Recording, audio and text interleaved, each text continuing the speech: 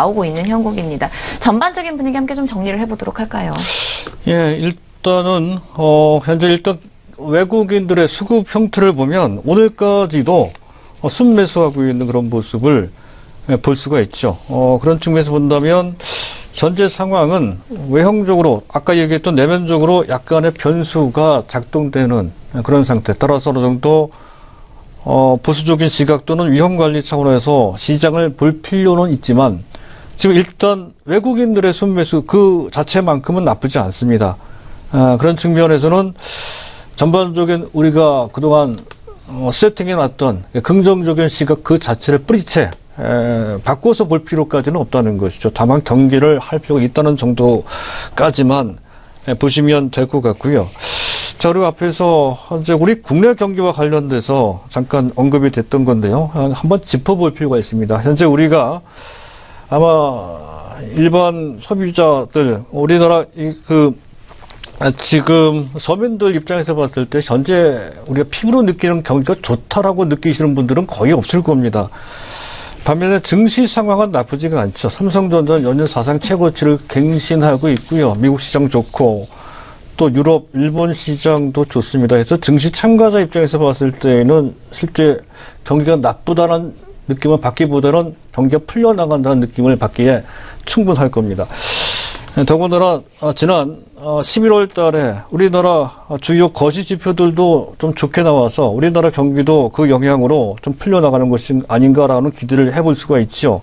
현재 산업생산, 전산업생산, 광공업생산 다 마찬가지입니다. 그리고 투자 부분도 좀 좋아졌고요. 또 수출이 좋아졌죠. 그래서 그런 측면은 긍정적입니다. 하지만 그것이 연속 가능한 것인지 얼마나 내실을 기하고 있는 것인지에 대해서는 아직 장담할 수 없는 상태죠. 그 외에 다른 부분들은 상당히 어렵습니다. GDP 성장률 전망치만 해도 그렇죠.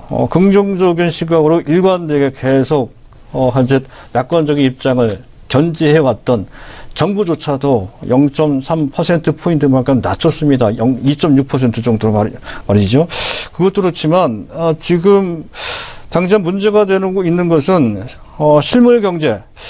지금 시장 참가자, 경제 주체들이 느끼는 체감 상황은 좋지 않다는 것이 일반 서민 경제뿐만이 아니고 기업들도 그렇고요.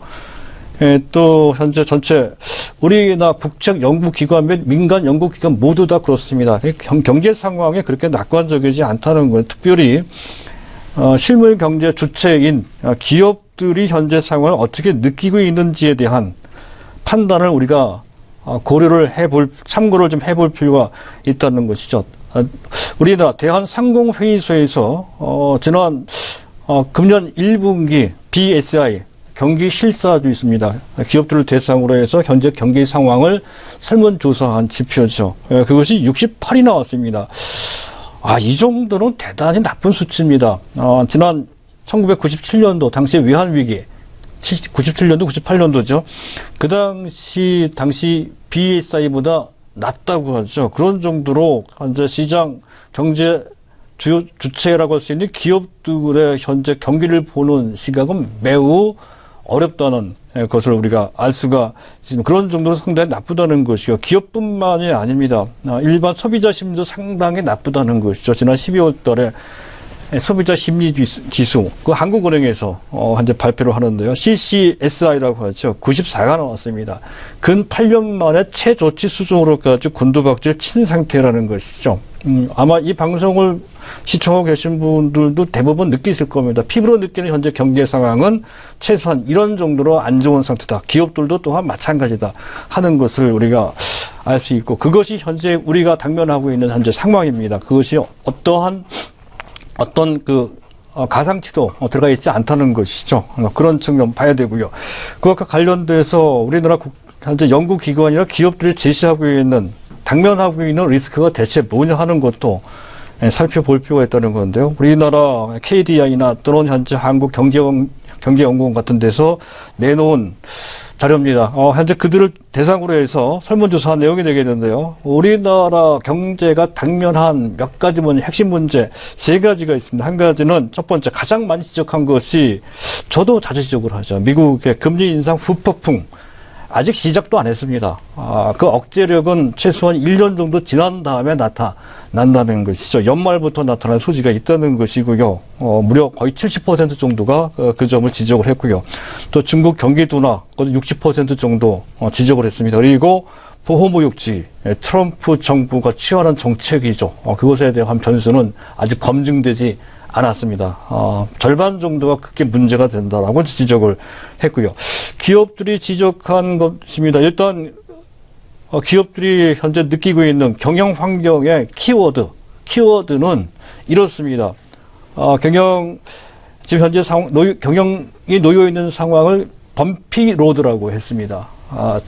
자갈길 같은, 울퉁불퉁한 길 같은, 또는 더 심하게 본다면 가시밭길 같은 그런 길에 놓여 있다라고 이제 표현을 했고요.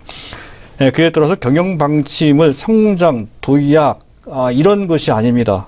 또 현재 발전, 이런 경영 방침을 세운 것이 아니라 이 어려운 상황 속에서 어떻게든 살아남아야 되겠다. 생존이라고 하는 그런 경영 방침을 내놓을 정도로 실물 경제의 한가운데에 있는 기업들이 현재 그렇게 보고 있는 상태라는 것이고요. 그들이 제시한 경영 위험 요인은 순서상은 약간 차이가 납니다만은 연구기관에서 내놓은 것과 거의 일치합니다. 일단 가장 중요하게 생각했던 것은 현재 중국 성장 둔화고요. 두 번째가 보호무역주의이고, 세 번째가 금리 인상 문제입니다. 거시 측면에서 봤을 때 금리 인상 문제가 크지만 경영 일선에서 봤을 때는 3순위가 된다는 거죠. 그리고 제일 마지막에 국내 정치 문제가 있다는 거죠. 그런 상황에 놓여 있는 상태 하에서는 지금 겉으로 봤을 때는 특히 증시 입장에서 봤을 때 좋을 듯 보이지만 내면적으로 봤을 때 여전히 어려운 상태에 놓여 있다는 것까지를 감안하면서 어느 정도 우리 증시와 같이 연결시켜서 보실 필요가 있겠습니다.